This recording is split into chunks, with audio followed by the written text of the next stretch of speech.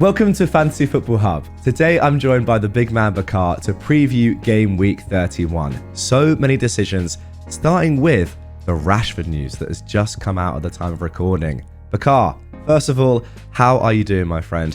But let's get straight into the Rashford news. Yeah, thanks for having me, Jack. Hello, and welcome to all the listeners and viewers. Very interesting, actually. We've just received some updates from Erik ten Hag. Apparently, he's out for a few weeks, according to the press release on the Man United website. But when asked, Ten Hag did say that he's returned to rehab, and he can't exactly put a timeline when he's expected to return, but he did say that he will return quickly. Now, that is vague because we don't know exactly what quickly means. We don't know exactly what a few games mean. United have a very congested, packed schedule in the next month or so. So there is a possibility that Rashford could be back by game week 34, which is basically what we want to hear about because, obviously we're in a position where we're free hitting in 32. And in that case, we could probably hold on to Rashford because, it would be very hard to justify making a transfer and then reversing it soon to buy him back later. But if he's out for Game Week 34, even if he's a doubt for Game Week 34, it's very tough to justify holding on to him. That's the thing. It's just whether, even if he is back by 34, has he played a game before the double? How many minutes do we think he's going to get in the double? Even if he's looking good and is fit, are there better options nonetheless? It's hard to know. If you're a manager, you're not going to be, especially with a player as important as Marcus Rashford, as we've seen in that press conference. You're not going to be putting all your cards on the table and saying, this is exactly what the injury is. This is his planned recovery time. It's very important with some massive European games coming up and in the league as well. So it might be one of those things where we're going to have to wait and see. But that's going to inform our decision making, of course. Exactly. The FA Cup semi-final as well. And, you raise a very good point that ideally, you'd want him back by Game Week 33 so that he started. You don't exactly want him to, let's say, get a 30-minute run out in Game Week 34 and then possibly start another game for 60 minutes. That's exactly, not what you want. You want him there for two starts. And at this point of time, it's very hard to say. I mean, for someone like me, I have 0 Leicester mids, I have an Arsenal mid and 2 Brighton mids. I can possibly bench Rashford for Game Week 31 and 33, and I'm okay playing the Brighton mids. They seem to get their points every single week, and they're really, really good. It's as simple as that. But again, at what cost am I doing that? I would do that if I knew that Rashford is fine for Game Week 34, but as of now, it's very difficult to say. So all we can do is wait for more news, possibly. Right, we're going to have a look at your team specifically in just a second. But first of all, a quick message from Sorare, who have kindly sponsored this video. That's right, the Premier League is now on Sorare, and Fantasy Football Hub have partnered with them for the rest of the season with some free Premier League tickets up for grabs. Sorare is the dawn of a new era for fantasy football. No longer are we just talking about Fantasy Premier League. Sorare is here to stay. Playing Sorare is very simple. You collect, buy and sell cards, and then enter them into competitions to win amazing prizes. The Sorare Premier League draft game is completely free to enter, and as I mentioned, we are giving the winner of our mini league an amazing prize, a pair of Premier League tickets next season to a game of your choosing. How about that? Weekly rewards are also now available, including limited card giveaways for those that get the highest score of the week. So get your free cards, pick your team, and compete now for absolutely free in our Fantasy Football Hub mini league. If you sign up via our exclusive link, which is down below in the description and in the pinned comment, then in addition to your standard free cards, you will get a free limited card as well to enter into competitions to try and win more prizes and cards. Right then, let's get back to Bakar. Okay then, Bakar, first of all, a quick look back at Game Week 30 before we get into your team for the upcoming game week, because it was a very good week. Another green arrow. How many is that in a row? 4 in a row now. Absolutely flying. Haaland came back in and was captain. Just chat to us about it. How did it go? I mean, it's 4 green arrows now, and I'm very lucky to be going through this phase where almost everything that I touch has been turning to gold, and it's one of those phases that you tend to experience in a season where everything that you want happens. And luckily enough, fingers crossed, it continues. It has been happening. So I've risen from almost 230K to 74K. Actually, from 350K to 73K in 4 weeks. And hopefully I can continue rising. I mean, I would take top 50K as a very respectable finish, and that's what I'm looking to aim for. Is that it, really? You don't have your sights set on something a little bit more majestic, 4 digits perhaps, given your trajectory? I think it will take too much luck for me to finish in the top 10K, and okay. I don't think with just one chip left I can get there. But I mean, never say never. Indeed. Okay, so let's get onto your team now. We've already spoken about Rashford. Let's start with him and your potential moves this week, because that is the issue that's on everyone's mind, right? Sure, we've heard today that his injury probably isn't as serious as Marcus's. Some people are saying that he could even be back for the weekend. We don't know about that, but that's the way it's looking. So let's just go on to your team, and yeah, what are your thoughts on Rashford right now?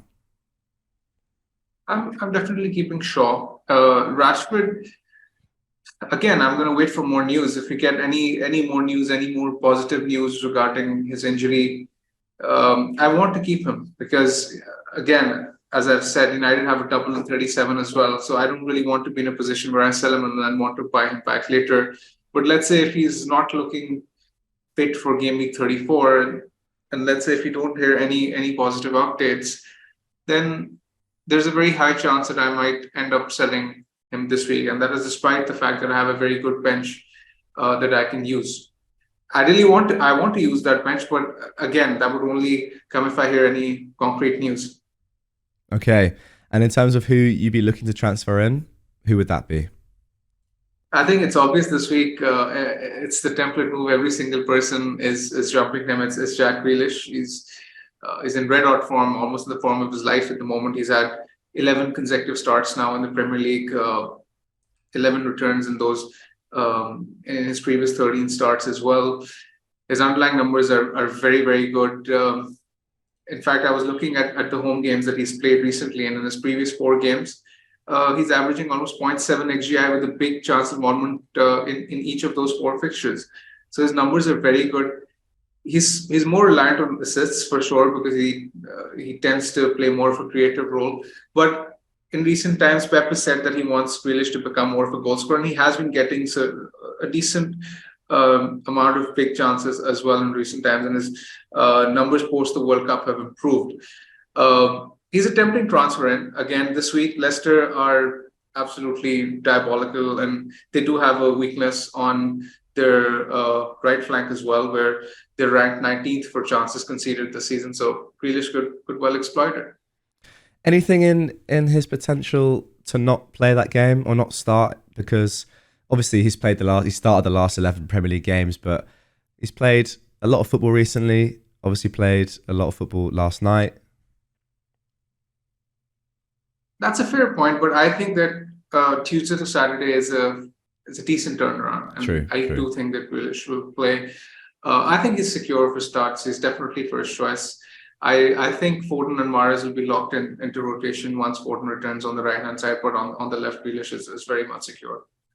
Okay, let's stick with midfield now because I want to talk about some other options that are in a lot of people's teams, the likes of Maddison, the likes of Arsenal midfielders. Let's just start with Maddison. Is he a priority transfer out now ahead of Rashford? Yes. What are you thinking? Yes, of course. In my opinion, he is. A lot of people own Maddison, some own Barnes as well. This applies to them too. I would sell them for Grealish, especially if free hitting in 32.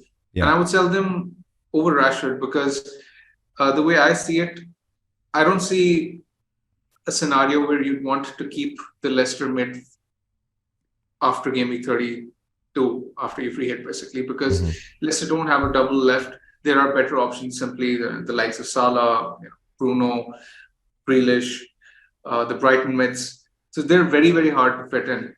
So in my opinion, I would sell the Leicester mids since they are transferred out anyway. With Rashford, there is that chance that he might be back by game week 33, 34. And if you are in a position where you can hold on to Rashford, I would probably hold on to him just because it may potentially save a transfer down the line later.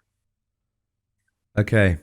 That's a very important to remember that, yeah, maybe even if his minutes aren't great in 34, he's back for 37. So you're saying that this is why you're willing to hold him. You obviously have a good bench, but I mean, let's say if he's not back by 33, 34, you can sell him. That's fine. But again, there is a chance that he could be back, right? So you've got to play and focus on the upside. I just don't see any scenario where you'd want to keep Leicester mid in 33 or 34 no matter what. Yeah, that's fair enough. Okay, so Maddison more of a priority transfer out then than Rashford. Yes. What about Arsenal midfielders? Because I have no idea where I stand on them. Should we be buying them? Should we be selling them? They're in great form. Their fixtures are not great. They're still getting points. They're top of the league. I think what do we do? A lot of this depends on your pre-hit strategy. For those of us who are free hitting in 32, I think you can hold on to them simply because, I mean, I expect a reaction this week. West Ham are playing in Belgium on Thursday, in the Europa Conference League, and Arsenal had a week's rest. So I expect Arsenal to beat West Ham fairly comfortably, and I don't think the Arsenal mates will get plenty of points this week. I wouldn't be buying them if I was free hitting in 32, but I would definitely keep them. And similarly, if you are not free hitting in 32, then I would look to buy them because they are playing Southampton at home in Gameweek 32, which is one of these standout fixtures. So in that case, I'd buy them. Okay, and now let's talk a little bit more long term about general strategy and structure of your team, because I think this leads into what actual players you have in your midfield specifically. Could you walk us through your ideal right now midfield for the future game weeks? Because we've said, well, you've mentioned a few weeks ago that you had this idea in mind of those 5 midfielders that you wanted to go for. Is that still the same, or has that changed a little bit? It's difficult to say because, we were discussing a midfield template of Rashford, Fernandes, Salah, and double Brighton mids for like the past month or so. We've been going on about this, that this will be the midfield to keep because of the schedule. It's sort of the template which will be dictated. However, now Grealish has come into the picture. Rashford could potentially be injured for Game Week 34. So it's almost if you have to pick 5 out of 6. But again, we don't know whether Rashford will be available. So yeah, I mean, that's the way I look at it. Okay, so yeah, still just waiting on that Rashford news, really. I just feel like that might just carry on for a long time. And as we've seen before, with Grealish, to be fair, you remember with Grealish with his shins, where we thought he'd be coming back? Yes, exactly. I don't think we will hear more news before the deadline, if I'm being very honest, because, I mean, the scan has been done. United have a game on Thursday. I don't see a very concrete update coming on Rashford. Okay. Also, another point, Jack, I'd also like to mention, you were talking about the Arsenal mids. I mean, this is a fairly popular question this week as to which one is the best one to go for. I think it's probably Martinelli in terms of value and the goal threat that he offers. When you look at the stats post restart, he's top among all Arsenal players for big chances, non-pen XGI. Actually much better than Odegaard and Saka in terms of underlying statistics. So I think I would probably go with Martinelli. Overall, Saka is more secure in terms of starts, but let's say if you're free hitting in 32, then you have to keep this in mind that the opportunity cost of keeping Saka, because he's pricey and you might sort of have to forego picks or some other picks later. Like, for example, Trent will be popular now. Some funds will need to be cleared up for someone like him, especially in this new role that he's playing, the inverted full-back role. Where he was really advanced and he was created plenty of chances, including the assist. Yeah, Martinelli is such a weird one. Just now completely back in the team, playing really well, probably the most informed forward. With Jesus back as well, we know about their link up together. Yeah. And also the lack of Saliba, I think, is quite important in how Arsenal build up down that right-hand side. You see in the last couple of games, they're just favouring going down the left a little bit more, and that seems to be in Martinelli's favour. Okay then, let's move on to goalkeepers now. First of all, I want to know, in your team, who are you starting this week? We've got Kepa or David Raya. again, this depends a bit on the Rashford news because let's say if Rashford, we hear something positive on Rashford, there is every chance that I might swap Raya out for Ederson. I don't see many other transfers in my team to make. So I think Raya to Ederson could be a long-term move. If you can afford to go there, I don't think that's a bad transfer because when you look at the fixtures for City, I mean, Gameweek 34, they have a double. Gameweek 37, they have a double. Their 37 double is actually better than Kepa's. So for someone like me who owns Raya and Kepa, I think picking Ederson is worth it because I do think those 4 points spent will be recovered over the long period. There's also the fact that you have to consider that in my team, I own Shaw, Chilwell, double Newcastle defense, and Estupinan, and I don't think that I can find room for a City defender because I'd also want Trent later, right? Yeah. So it's very difficult for me to find place for a City defender, and I think that with Ederson is probably the most secure of the City defenders, and he's likely going to start all fixtures in the fixture congestion. So I think he's a good transfer to make. So I might do it if, let's say, if Rashford is fine, if we get some more positive news regarding his injury. Okay, so if you had to make that decision, you would keep Chilwell, and you'd rather sell Kepa, for example. The thing is, I have looked at selling Chilwell for City defender. I think Ake is the best one in terms of minutes, especially considering his price. But the problem with selling Chilwell right now is that if I get Ake, then I will not be selling Shaw. I will not be selling Estupinan. I will not be selling the double Newcastle defense before their double. So who will I send for Trent? Yeah, it doesn't leave any room for Trent. So that is why I sort of want to keep Chilwell right now and then sell him for Trent in 33 or 34. And that is why I sort of like the Ederson route more. I mean, I'm low-key even considering buying Ederson for a hit. I mean, I know it's crazy, but wow. I might even do that. What would that hit be? What would the other move be? Rashford to Grealish. Rashford to Grealish. Yeah. I see. Very interesting. Okay, and if you I don't think I will do it. I don't think I will do it because there's a good possibility that I'm priced out. Because if I don't move for Rashford to Grealish tonight, I'll be priced out of Raya to Ederson. Okay. But again, you think long term it might be worth it? Yeah. Long term, it could be worth it. And it is a move I'm likely to do in Gameweek 33 anyway. Because once I sell Kane to free up funds for Salah, I think I'll get Ederson in as well at that point. And if you don't get Ederson, so you just have your keepers that you have now, who would you start this game week? I'm going to start Raya because he has the better clean sheet odds, slightly better, and he tends to make more saves than Kepa. Brighton have had a week's rest. They're among the top 3 teams for XG since restart, and I don't see a scenario where they don't score. I completely agree.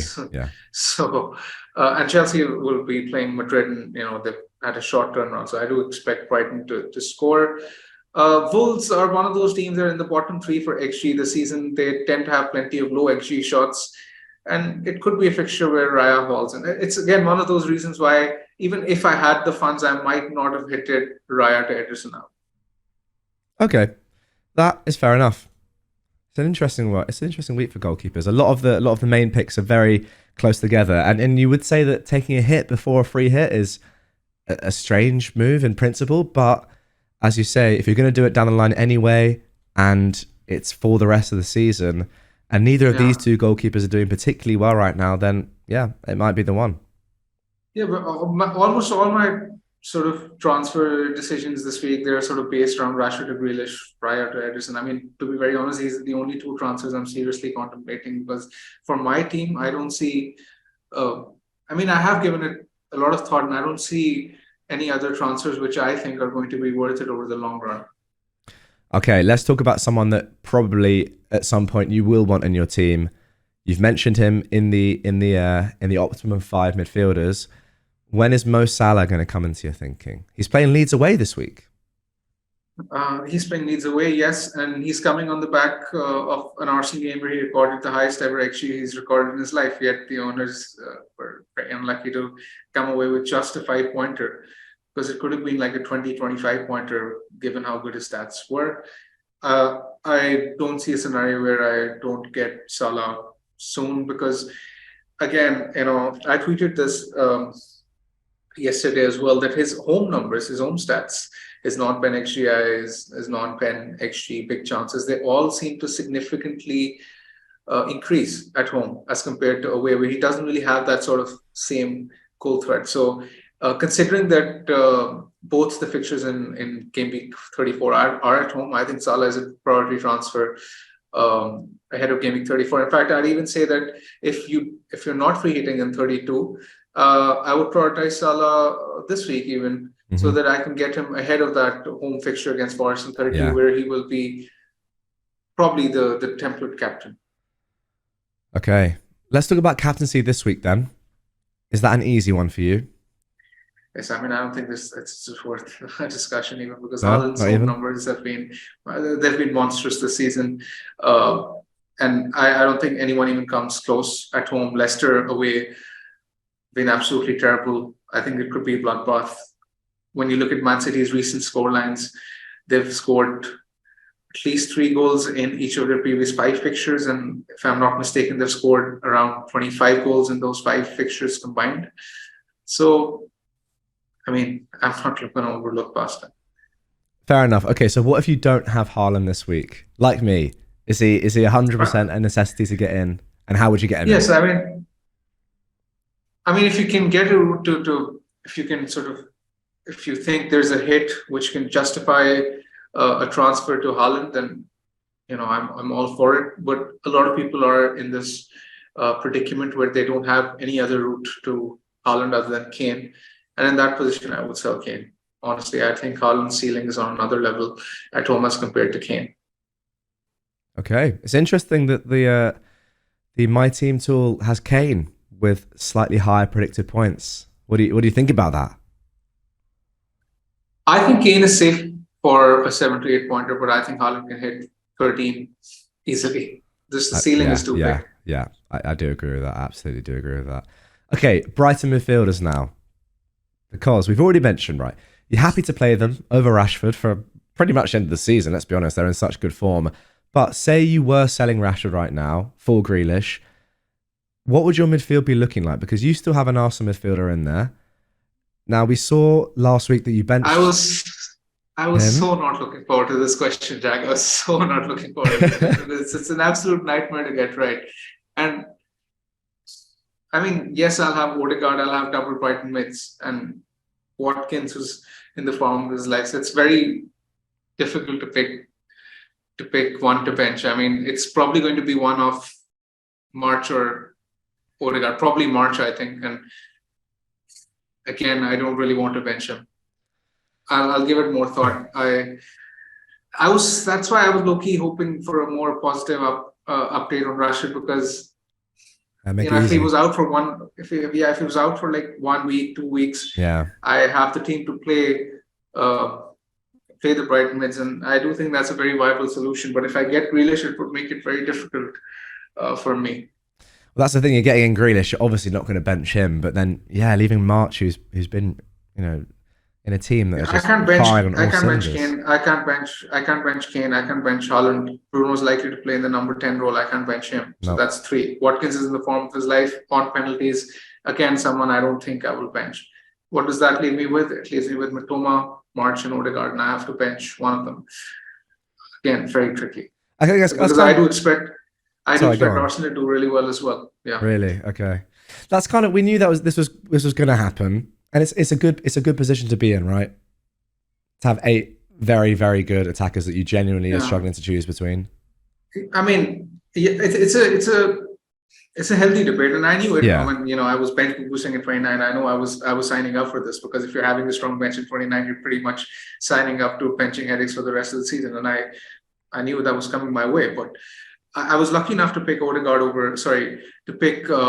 over Odegaard last week, and that was basically the decision. Game week defining decision, because that was that 5 extra points meant to green arrow as opposed to red arrow. And I hope I can get the benching decision right again. Absolutely, absolutely. Okay, last question then. Let's talk about your defense and who you are starting there, because that's not the most interesting thing, but who knows? There could be a haul there. It could, as you say, be the difference. 5 points is often the difference between a red and a green. Who are you going to start? I mean, I'm going to start Trippier for sure. I'm going to start, let's say if Shaw is fit, then Shaw and Chilwell probably. But if Shaw is not fit, then it has to be one of Botman or Estupinan. I rate the Newcastle defense very, very highly, and they're in the top 3 teams for XG conceded post restart. So I'd like to go to the Newcastle defense, but Villa have scored in every single game under Emery so far, and I do think Villa will score. So I might go. I mean, at this point in time, I'm leaning 51-49 Estupinan. As a Chelsea fan, I can very easily see us just not even saying this in jest, just being outclassed and just being dominated, especially off the back of the Madrid game. And you know, we're not exactly the most prolific team anyway. It's feasible that Estupinan could definitely keep it clean in that game. But as you say, yeah, Villa have been in great form, so that is a tough one. The tool has Botman slightly ahead, but in the current day, I think that's a very, very close one. And Estupinan, what are his attacking numbers like recently? Is he been getting forward as much? They're not very good, but they're decent. I mean, he tends to create a decent amount of chances. He's looking good on the eye test. I've watched a few Brighton games, and he's looking all right. So, I mean, he definitely over Botman, he does have more attacking threat. Okay.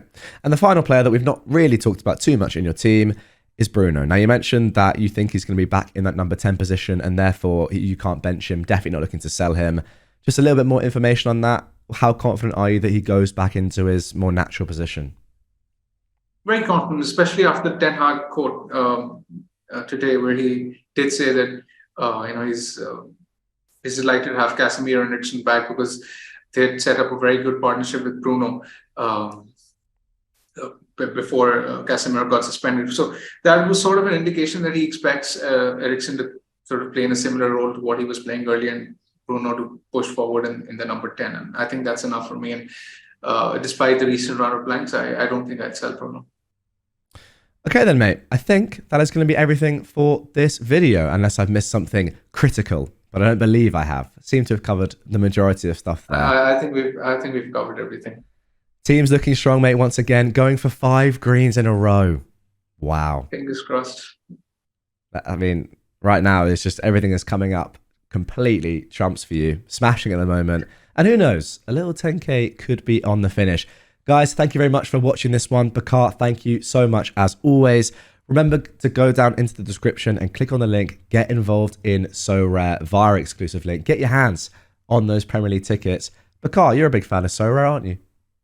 Yes, I'm into Sorare myself. In fact, very recently I started playing it and learning more about it. Hopefully, I can learn a bit more about the game and become more of a pro next season, because at the moment I'm still a bit of a noob. It's quite fun, isn't it? Because it's someone like you who is very, very good at fantasy Premier League. You know everything about it. Let's be honest, how the game works, strategy, everything. Then you get involved in a new game like Sorare, and you kind of got to learn the ropes again. It's a new start. Exactly, but it is a different ball game altogether. I mean. Yeah.